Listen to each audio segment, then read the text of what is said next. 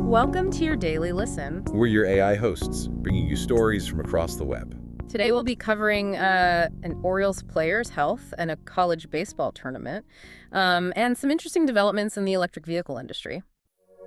Our first story takes us to Sarasota, Florida, and it concerns Baltimore Orioles shortstop Gunnar Henderson. Yeah. Henderson, he left the Orioles spring training game in the first inning with lower right side discomfort. So what happened? What happened exactly? Well, Henderson made a leaping catch. This was in the top of the first and then grounded out to first base. This was in the bottom half of the inning, and that's when he appeared to experience discomfort. Orioles manager Brandon Hyde said Henderson was removed for precautionary reasons. Hyde also mentioned that there were no immediate plans for an MRI. Okay, so that's a good sign, right, Yeah. for Orioles fans. Yeah, hopefully. Yeah. So for those who may not know, what makes Gunnar Henderson such a key player for the Orioles? Well, at only 23 years old, Henderson earned his first All-Star nod last year after a breakout season where he hit 37 home runs, had 92 RBIs, and stole 21 bases in 159 games. Wow. Some experts believe that if Henderson's injury sidelines him for a significant period, the Orioles' playoff hopes could take a hit, especially considering their competitive division. Okay, so fingers crossed for a speedy recovery for Henderson. Yeah, absolutely. Our next story takes us to Houston, Texas, for the Astros Foundation College Classic. Yeah, this tournament features some of the nation's top college teams, including the defending College World Series champions. Wow, the defending champs. Yes, the Tennessee Volunteers. How are they playing? The Volunteers, who are currently ranked #1, they're facing 3 tough opponents: number 16, Oklahoma State, Rice, and number 24, Arizona. Oh, wow. Okay. So are there any players that we should be keeping an eye on? Well, the tournament also features the Arizona Wildcats, and the Arizona Wildcats have a couple of really impressive players, Brendan Summerhill and Mason White, who are both listed on the MLB Top 100 Draft Prospects list. Actually, Tennessee has 6 players on that same list. Wow. So you can probably expect to see a lot of offensive fireworks when they take the field. Our last story focuses on the electric vehicle market, where some automakers are adjusting their pricing strategies. Yeah, this is interesting. So Ford recently announced a price cut to its Mustang Mach-E, and Tesla has also been adjusting prices on some of its models in various markets. So what's driving these price changes? Well, there are a number of factors at play. Some people say that demand for EVs is starting to level off, and there is also increasing competition in the market. So is this price war good for consumers? Well, some experts believe that price cuts could make electric vehicles more accessible to a wider range of buyers. However, there are also concerns that lower prices could impact profitability for automakers. So it'll be interesting to see how this all plays out. Yeah, definitely a story to keep an eye on.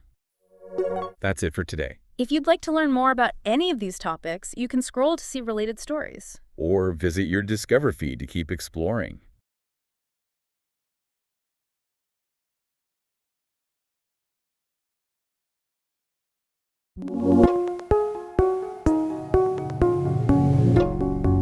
Welcome to your daily listen. We're your AI hosts, bringing you stories from across the web. Today, we'll be covering a potential setback for the Yankees' pitching rotation, Shohei Ohtani's return to baseball, and the internet's reaction to the new Shrek 5 trailer.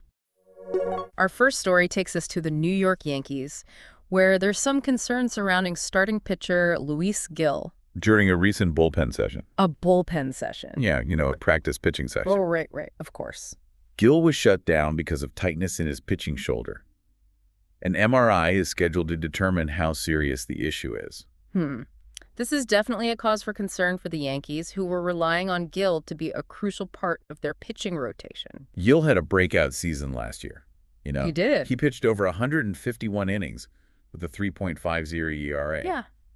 Impressive numbers for a rookie. Some experts say his injury highlights the Yankees' lack of pitching depth. Oh, really? Which could be a problem in a competitive division like the AL East. That's true. So with Gil's status uncertain, who are the Yankees considering as a replacement? Reports indicate the Yankees are looking to Marcus Stroman, Okay. who was previously considered for a trade, while he spent some time as a reliever last year. As a reliever? Yeah, but he's made it clear that he sees himself as a starting pitcher. Yeah. So Stroman could be stepping back into the starting rotation, But can he handle a full starter's workload after pitching mostly in relief last year? That's a valid concern. Hmm. If he pitches more than 140 innings, 140 innings? yeah, it triggers a player option for 2026, Oh, yeah. giving him more control over his future. Yeah, that makes sense. The Yankees will have to manage his innings carefully. Our next story takes us to Shohei Ohtani and his highly anticipated return to baseball. The three-time MVP Wow. underwent shoulder surgery in the offseason and has now joined the Los Angeles Dodgers. Okay. He wasted no time making an impact. And what a return it was, facing his former team. The Angels. The Los Angeles Angels. Ohtani hit a home run in his very first at-bat. It was a full-count fastball from Angels pitcher Yusei Kikuchi. It's incredible to see him back in action after such a serious surgery. The Dodgers are expecting him to be their primary designated hitter initially, Okay. with pitching duties likely resuming around May. Around May. Our final story focuses on the internet's reaction to the first trailer for Shrek 5. The movie is scheduled to come out in December 2026. Wow, that's a ways off. Yeah, bringing back the much-loved franchise. Some say the new Shrek animation is polarizing. I can see why some fans might be hesitant about the changes. The short teaser trailer shows updating character designs and a more modern animation style. Okay. And it's definitely a departure from the original. I see. Some believe the new style might alienate longtime fans. The trailer also introduces Shrek and Fiona's teenage daughter, Felicia, voiced by Zendaya. Yes, and we see Shrek and Donkey visiting the Magic Mirror. The Magic Mirror. Yeah, which has sparked speculation about the plot. Oh, really? Some think the movie will explore Shrek's family history and his relationship with his parents. Interesting. That's it for today. If you'd like to learn more about any of these topics, you can scroll to see related stories. Or visit your Discover feed to keep exploring.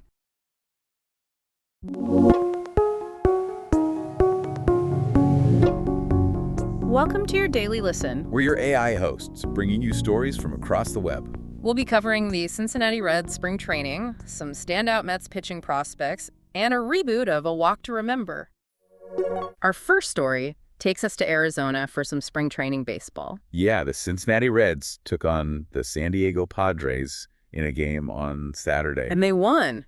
They did? Some are saying the Reds' younger players really stood out on offense. Oh, absolutely. Christian Incarnation Strand even hit a home run. He did. Yeah. Ellie De La Cruz also had a great game. I heard about that. An RBI double and a stolen base. Wow. This kid is exciting to watch. Seems like he's living up to all the hype. He really is. Some sources say the pitching was a little more up and down for the Reds. Yeah, Mick Martinez had a good outing. 2 scoreless innings, I heard. That's right. But Brady Singer seemed to struggle. It's still early, though. It is spring training, after all. It'll be interesting to see how that pitching rotation comes together. Definitely something to watch as we get closer to the regular season. For sure. The Reds are facing the Cubs in their next game. Our next story is about some Mets pitching prospects who are making a name for themselves in Florida. Blade Tidwell had quite the game against the Tampa Bay Rays. I heard about this. Did you hear what he did? Some sources say he pitched an immaculate inning. He did. Not an easy thing to do. I don't think I've ever seen that. It's pretty rare, even in spring training. So what does that mean exactly? He struck out all 3 batters he faced using only 9 pitches. Wow, talk about efficiency. Exactly. The Mets ended up winning pretty decisively too, right? They did, 10-1. Some are saying Tidwell was throwing some serious heat. Oh yeah, he was hitting 99 mile per hour on the radar gun. That's some serious velocity. It is, and with the control he showed. It sounds like he has a really bright future. It seems that way. Some sources say he's part of a really talented group of young pitchers in the Mets organization. They got Brandon Sproat as well. Right, I'd heard that name too. It sounds like the Mets have a lot to be excited about for their future pitching. For sure. Our final story for today takes us from baseball to the world of romance movies. Oh, this should be good. It looks like A Walk to Remember is getting a reboot. Wow, that's a classic. I know, talk about a blast from the past. I wonder who they'll cast in the lead roles. Some are saying the original producers are on board for the remake. Denise DiNovi and Hunt Lowry. That's right. I loved the original. Me too. Some sources say it starred Mandy Moore and Shane West. And it was based on the Nicholas Sparks novel. I remember reading that book. Me too. I guess a whole new generation is going to get to experience this love story. They are. I'm curious to see how they update it for today's audiences. Me too. That's it for today. If you'd like to learn more about any of these topics, you can scroll to see related stories. Or visit your Discover feed to keep exploring.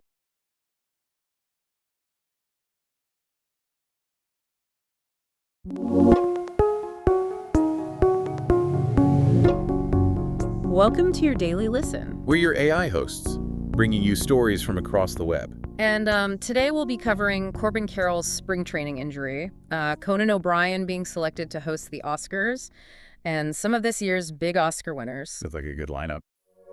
Our first story takes us to spring training in Arizona, where Diamondbacks' Corbin Carroll left Sunday's game against the Texas Rangers due to lower back tightness. Oh no, is he all right? Well, it seems like Carroll and manager Torey Lovullo aren't overly concerned about the injury. It's good to hear. Yeah, some are reporting that Carroll felt the tightness early in the game, and that even the drive to surprise from Phoenix, where he worked out earlier in the day, may have been a factor. Interesting. So maybe it's not as serious as it initially seemed. Hopefully not. Our next story is about Hollywood's biggest night, the Oscars. The Oscars. Always a big event. And get this year's host is none other than Conan O'Brien. Conan O'Brien. Wow. I wonder if this means we can expect more of his signature comedic bits during the ceremony. I hope so. Oh. That would definitely make things entertaining. The second story, relating to the Oscars, focuses on the winners at this year's Academy Awards. All right, let's hear about who took home the gold statues. While some sources say that Anora, a film about an exotic dancer who marries the son of a Russian oligarch, was the big winner of the night. Anora? I haven't heard of that one. Neither. 5 awards is quite a haul. Yeah, that is impressive. According to some, the film won a total of 5 awards, including Best Picture and Best Actress for its star Mikey Madison. Wow, 5 awards. Our final story stays with the Oscars and focuses on some of the other big winners. Okay, let's hear about the rest of the awards. Experts in the field believe that Sean Baker, the writer and director of Anora, won a record 4 Oscars for the film. 4 Oscars for one film. Well, Best Director, Best Original Screenplay, Best Editing, and as a producer, Best Picture. That's amazing. Yeah, it really highlights the growing recognition of independent filmmaking. Definitely. And Adrien Brody picked up his second Oscar for Best Actor for The Brutalist, 22 years after his first win in the same category for The Pianist. Wow, a second Oscar after over 2 decades.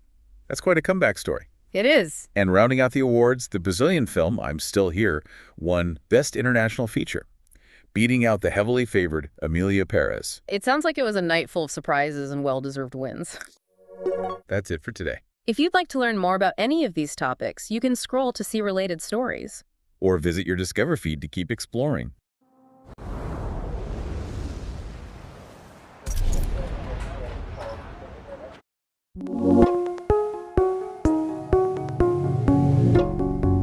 Welcome to your daily listen. We're your AI hosts, bringing you stories from across the web. And we'll be covering a post-game concert at a Minnesota Twins game, an injury update for a Braves player, and the upcoming schedule for Friday Night Baseball. Sounds like a good lineup. The first story takes us to Target Field, where rapper Nelly is doing a post-game concert. Oh, wow. This seems like a pretty interesting strategy by the Twins. Yeah, this is the first post-game concert at Target Field in 2025.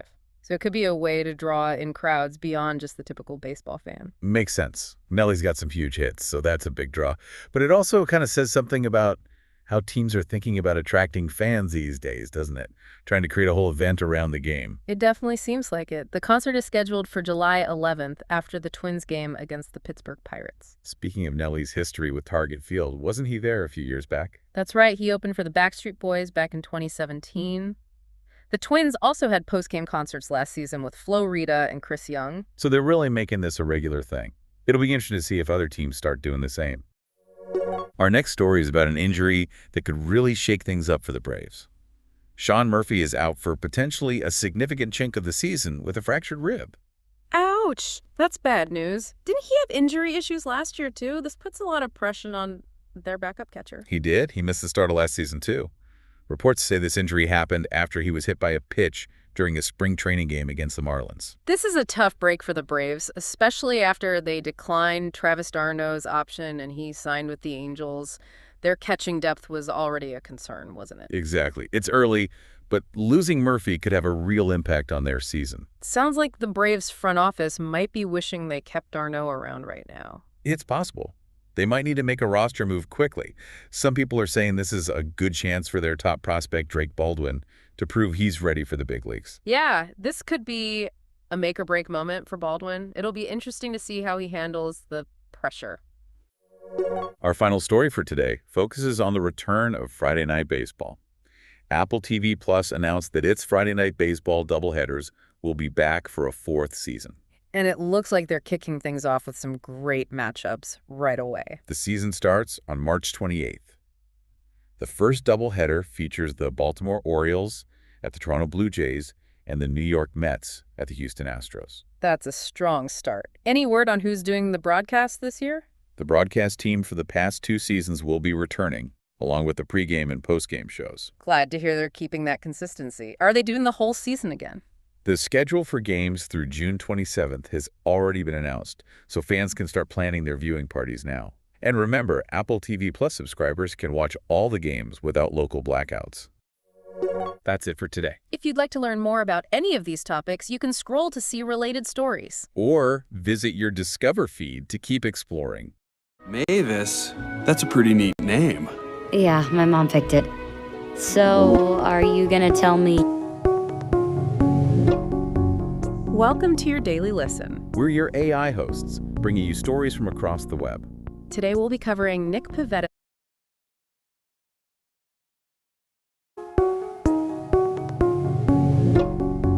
Welcome to your Daily Listen. We're your AI hosts, bringing you stories from across the web.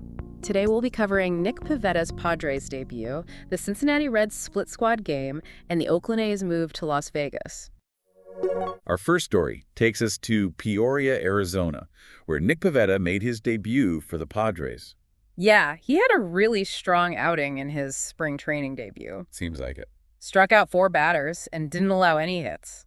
That's a great start. Padres manager Bob Melvin even praised Pivetta's preparation for the game. Oh, wow. And some sources say that even the training staff was impressed. Some experts believe his fastball and sweeper were particularly effective. Yeah, they look sharp. How do you think these pitches will play within the Padres' pitching approach this season? Well, his command could be a really valuable asset for them. Especially with how many games there are. Exactly, especially given the Padres' focus on pitching depth this year. Makes sense. And, it's kind of reminiscent of his 2021 playoff performance with the Red Sox. Oh, yeah, I remember that. When he pitched 4 scoreless innings in relief. Yeah, he was lights out. And according to reports, his teammates are already praising his energy and positive influence in the clubhouse. That's awesome. Our next story is about the Cincinnati Reds and their split squad game against the Colorado Rockies on Tuesday.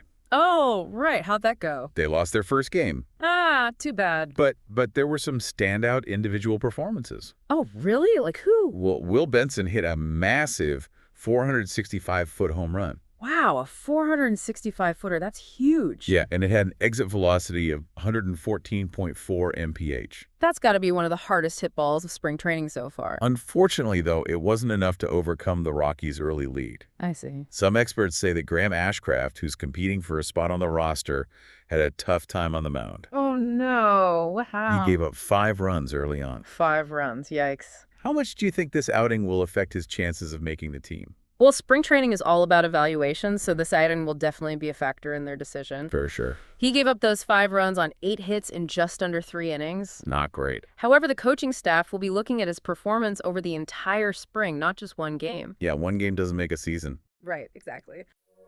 Our last story today focuses on the Oakland A's and their move to Las Vegas. Oh, yeah, that's right. They're moving. The team is already offering fans the chance to secure priority access to season tickets at their new ballpark.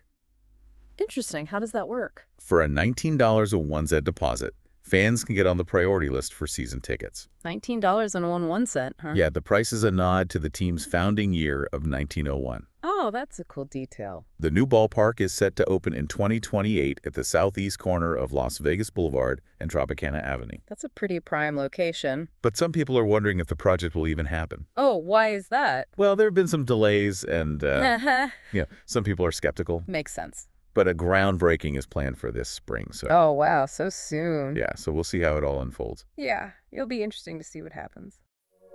That's it for today. If you'd like to learn more about any of these topics, you can scroll to see related stories. Or visit your Discover feed to keep exploring.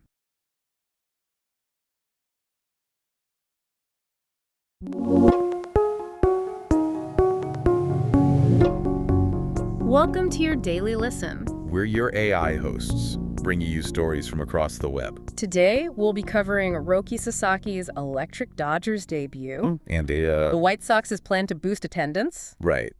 and an iconic sandwich landing at Kauffman Stadium. Sounds delicious.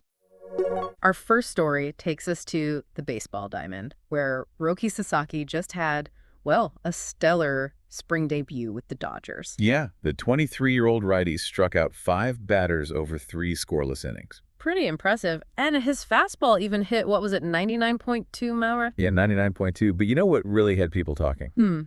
What's that? His splitter. Oh, right, his splitter. It's got that unusually low spin rate. Exactly, and it creates that late deceptive movement. It makes it super tough for hitters to, pick up. Yeah, I can imagine some experts even believe it could be like a key to his success this season. Definitely a possibility. I've got to say, I've never seen a splitter with that kind of movement before. It's pretty unique. I mean, how would you even compare it to other pitchers? That's a good question. It's just so different. Well, his splitter's got this unusually wide range of movement, sometimes breaking to his arm side, sometimes cutting to his glove side. So unpredictable. Totally.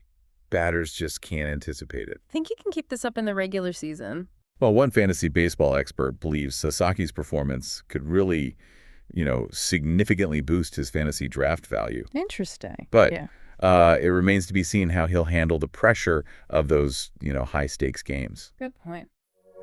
Okay, our next story is about the Chicago White Sox. The White Sox. They're trying to win back fans after let's just say a tough season last year. Yeah, tough one for sure. And so they're hosting a post-game concert.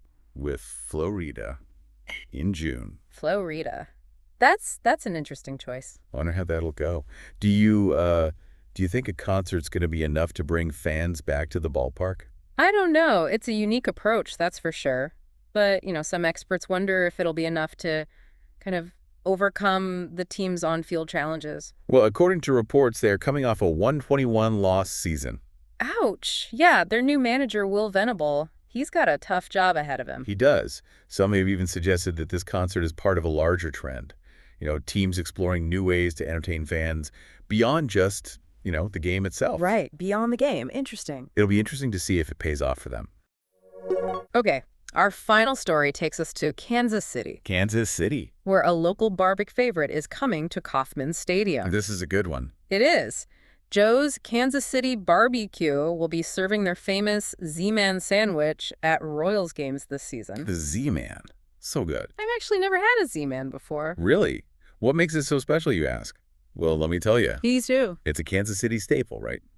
Featuring slow-smoked beef brisket, smoked provolone cheese, all piled onto a toasted Kaiser roll. Wow. Okay, now I understand the hype. That sounds amazing. It is. I can totally see why it's so popular. Bringing a local favorite like, Joe's BBQ to the ballpark could be a real home run for the Royals. Yeah, for sure. It kind of suggests a growing trend, don't you think? Sports teams embracing local food culture, to enhance that fan experience. Absolutely. It's all about the experience these days. Exactly. Well, that's it for today. If you'd like to learn more about any of these topics, you can scroll to see related stories. Or visit your Discover feed to keep exploring.